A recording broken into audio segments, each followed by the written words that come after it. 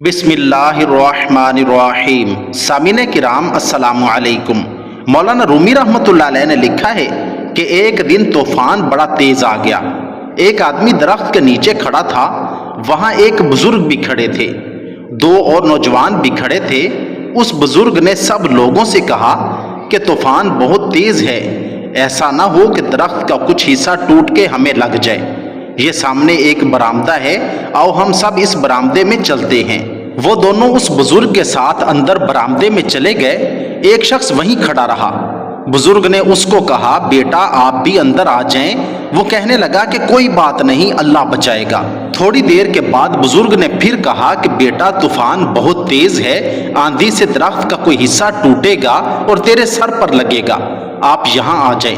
वो फिर से कहने लगा, मुझे अल्लाह बचाएगा। दो तीन दफा कहने के बाद वो बुजुर्ग खामोश हो गए। थोड़ी देर बाद एक आदमी वहां से गुजर रहा था। उसने गुजरते हुए कहा कि भाई बरामदे में चले जाओ, तूफान बहुत तेज है, कोई चीज तेरे सर पर लग जाएगी।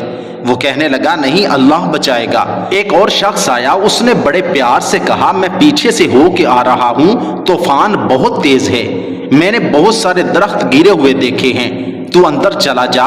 वो कहने लगा, मुझे अल्लाह बचाएगा। एक तीसरा शख्स आया, उसने भी कहा, लेकिन वो वहीं जमा रहा।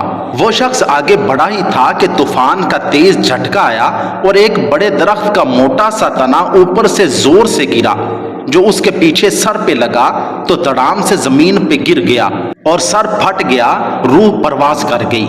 वो जो दो नौजवान बाबा जी के पास खड़े थे, वो कहने लगे, बाबा जी एक मसला तो समझाइए। इस बंदे का अल्लाह पर तवक्कुल इतना मजबूत था, चाहिए तो ये था कि अल्लाह इसे बचाता, लेकिन ये तो मर गया। बुजुर्ग कहने लगे कि बेटे तुमने गौर नहीं किया, वो जो मेरे समेत चार बंदे उसे समझाने आए थे, वो सारे अल्लाह ने ही भेजे थे। अल्लाह ताला हमारी तरफ भी मुख्तलिफ सूरतों में अपने बंदे भेजते हैं, कभी बीमारी की सूरत में, कभी किसी परेशानी की सूरत में, कि ऐ मेरे बंदे सुधर जा, तू गलत रास्ते पर है, सही रास्ते पे आ जा। और हम हर मुसीबत टल जाने पर अल्लाह को फिर से भूल जाते हैं। अल्लाह ताला हमें सही समझ और अमल की तौफीक अता फरमाए। आमीन सुम्मा आमीन।